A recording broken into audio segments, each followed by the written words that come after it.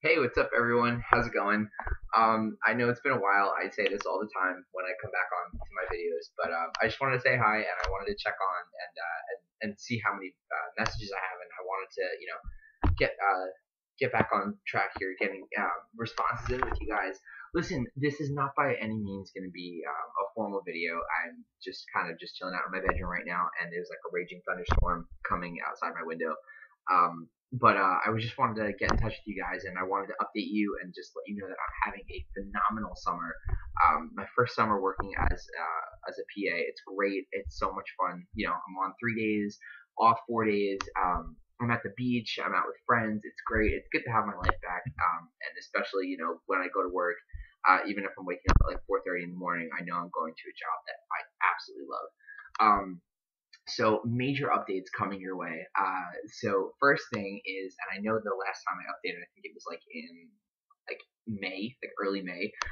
So I finally bought the car of my dreams. I bought myself a Jeep Wrangler. It's a 2011 two-door soft top, and it's in this rustic orange color.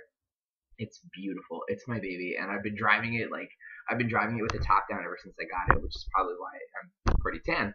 So, but it's definitely my gift to myself, and I encourage anybody that graduates PA school, definitely go out and treat yourself to something nice, whether it be a car, a vacation. Just make sure you go out and you give yourself something that's credible for it. You put in a lot of work, and you deserve it. Trust me. Next thing I wanted to update you guys is that this is huge.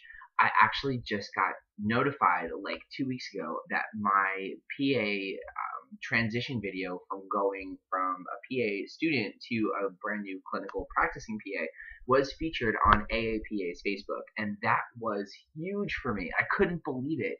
I got the notification while I was at work, and my phone blew up like on my overnight shift. It was so incredible. That's a huge step. Like AAPA, that is the governing body of physician assistants in the United States, and they featured my video. I was in shock, and I could not thank them enough. I think that was amazing.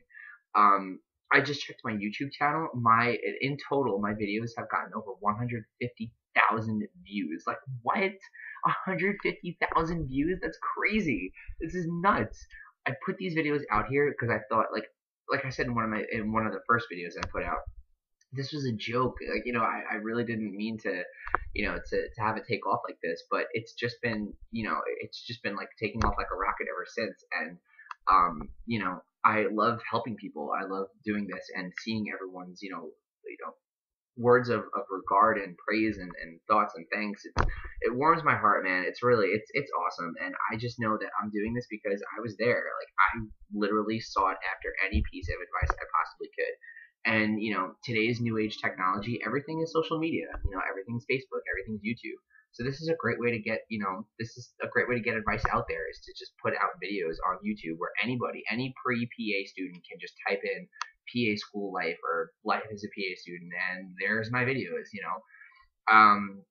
So it's a blessing, to be honest with you, and I love it. I love doing this. It's hard for me to update like every week because after a while, I want to make sure I have topics to talk about. So I think like every once in a month or so, give or take, there's just more to talk about when I pump the video out. Also, if you guys haven't also seen, I just came aboard PA University, or PAU. It's a group on Facebook. It is run by Dave Dubose, the PA coach. He got in touch with me personally and asked me to be one of the coaching mentors. So of course I gladly accepted. So it's me, Ryan English, Brian Burns, and Dave Dubose, and we're there to answer questions, review your personal statements, your essays, give constructive criticism, what's good, what's bad, how would you go about fixing this, fixing that, giving applicants questions on a PA school interview, which we have all experienced ourselves. And it's different levels of tiers. Dave has been a PA for years. I am just starting out as a first year clinical practicing PA. One of the Ryans is a second year PA student, and then the other Ryan is a first year PA student. I'm not sure which is which.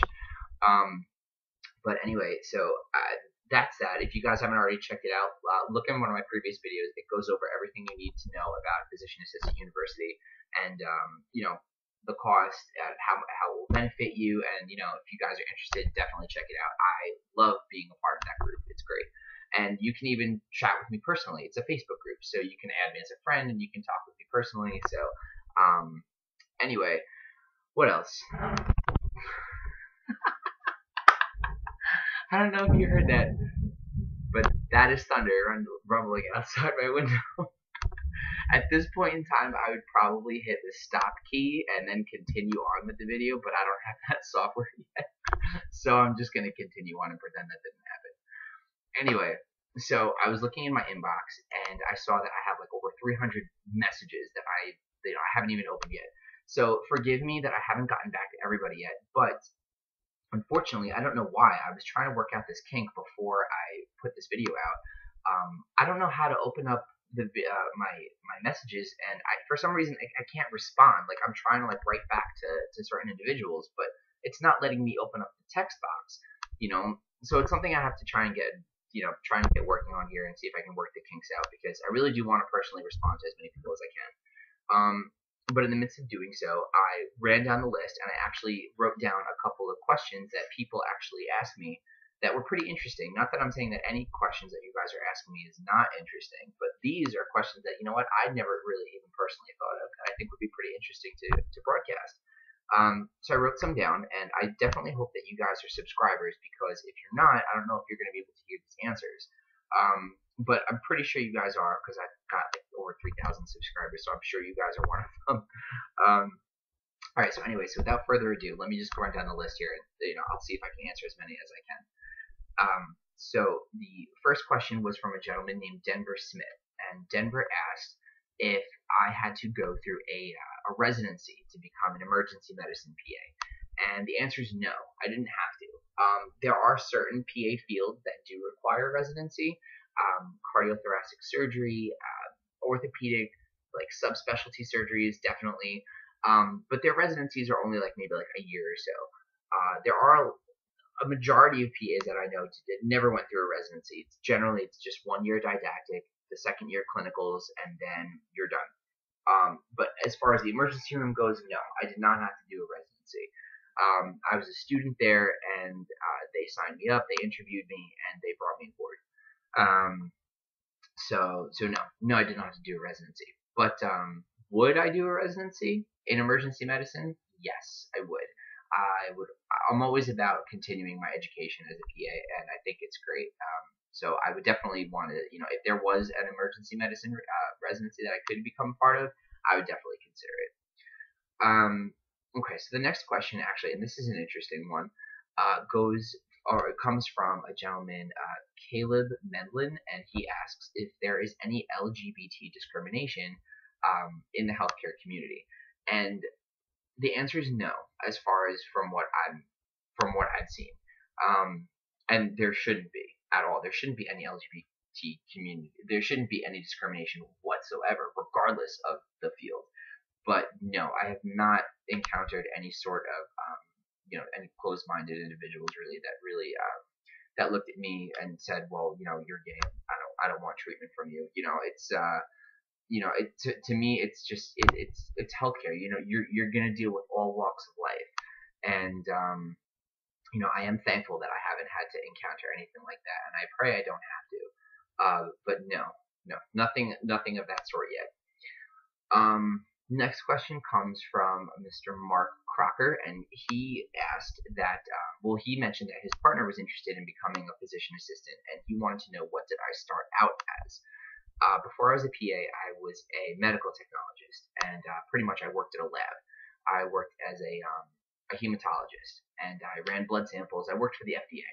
So these were people that were enrolled in clinical trials, and they were basically on a drug, and we were testing their samples to make sure that the drug had either a beneficial efficacy to it, or we had to monitor their samples and make sure that there wasn't anything detrimental happening to them as well.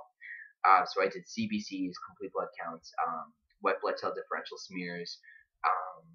I did coagulation studies, and I did urinalysis. So it's pretty cool because, I was, it wasn't like I was working at a hospital lab. I was working at like a private lab, but I could have done the same thing. I could have worked as as a lab tech in a hospital. And I loved it. I loved working in a laboratory field. It was great because my first day, I remember as a lab tech, they hazed me. They put like mascara around the microscope, so when I looked in it, I had like two big like raccoon eyes. It was pretty cool, and I miss them. And I still keep in touch with them. It was a great job. Um, what's next? Let's see. Mr. Josh Steele. He asked, what are some of the majors of a pre-PA student? And this is a really good question, and this is a question I get a lot. Basically, you want to enter anything that is going to acclimate you to the biological sciences. So obviously biology, bioscience, medical technology, clinical laboratory science. That all, it heightened it definitely heightened your clinical acuity to, um, biologic studies. I don't know if that really made much sense. It's been a long day. I'm sorry. But anything like I said, biology, clinical laboratory technology, dietary studies, nutrition, pharmacy. Even I think there was somebody else that actually mentioned if pharmacy can be a good entrance field into the field of PA, which it is. I mean, like I said, anything that deals with any sort of biologic sciences, go for it. But don't get me wrong, it's not limited to that, because there were a lot of students in my class that actually came from law degrees or teaching science or criminal justice backgrounds. Literally all walks of life. The only thing you'd have to do is you'd have to just double check with your program, and you'd have to make sure that you are meeting their prerequisites. So you can major in something that's not science related at all, but you can take things on the side, like cherry pick certain courses and just, meet those prereqs and get good grades and, get above a 3.0 and then apply to the program of your choice. So that was from Josh Steele. The next one, Karen Chen. So Karen Chen asks, am I able to prescribe medication? And the answer is yes. Physician assistants, along with nurse practitioners, residents, and attending physicians, we can all prescribe medication. Are there any surgical procedures that we can do in the emergency room? Of course. There are incision and drainages for people that are coming in with like abscesses. We can just, numb them up with a little bit of lidocaine, do a little incision and drain, take out all that gross stuff that's, causing the abscess, break up all the walls, pack it, have them come back in 2 days for a wound check to make sure it's not infected. We can also suture lacerations, we can do staples, we take out the sutures, we take out the packing, we take out the staples, and so on and so forth. So those minor procedures we can do. Ingrown toenails, that's a big one. We can do, we can do digital blocks, and we can remove ingrown toenails. All lovely stuff, but you know what? It's the beauty of the job, and I love it. So, and she also asks, does the physician have to sign off on your medication that you prescribe? So in a sense, yes. The way my hospital works, what we do is we pick the name of our attending physician, and their name shows up at the bottom of the prescription. At the top of the prescription pad, and then the PA or myself will show up at the bottom. So the two names are on it. So the PA and the MD's name are on the prescription pad. So it's kind of like a yes, they virtually sign off on it. Is there anything emergency residents can do that PAs cannot in the emergency room? No. We can all pretty much do the same thing. As far as from what I can see, working as a PA for 7 months, I've noticed that the residents, the nurse practitioners, the PAs, and the attending docs, we all do the same stuff. I haven't seen any limitations yet. As a PA, I can put a chest tube in, I can start a central line, I can start a femoral line. Have I done it yet? No, but that's something I'm really eager to start with, because I really want to get some cardiac trauma experience. So no, there's no limitations. We basically do everything else except, like I said, as a PA and residents, we all work under a attending doc supervision. Let's see. Another one. This was a shout out I wanted to just mention to a guy named Nick Nikaj. I don't know if I slaughtered your last name. I'm sorry, but you gave me some phenomenal words of encouragement, and you were extremely flattering by saying how much these videos meant to you, and how it really it opened up your eyes to start becoming a PA and to apply to schools in New York. And I just wanted to shout out, thank you, and I really appreciate it, and thank you for watching, obviously. Who else? We have, actually, I think this is the second to last one. So there is Mr. Boyd Hammond asked a pretty interesting question. Do you mention that you are out on apps like CASPA application or job applications? The answer is no. I mean, I really don't think there's a need to. I mean, people can just kind of, they want to ask and you want to tell, that's great, go for it. But it's not something that I put on my applications. If I was involved in some sort of LGBT practice, then yes, I guess they could probably just put two and two together. I mean, I volunteered for LGBT blood drives, so on my applications when I put that on, I mean, they could probably figure it out. But as far as just kind of outwardly coming out and saying, I am part of the community, no, I don't put that on there. Not that I'm saying it's a bad thing. It's just something that I just don't think it's it's very necessary to see on an application. And then last but not least, this shout out, this shout out goes to a buddy of mine that I had the pleasure of going out to dinner with yesterday, Rob Madonia, right here in my hometown of New York, asked a very interesting question, which I never even thought of.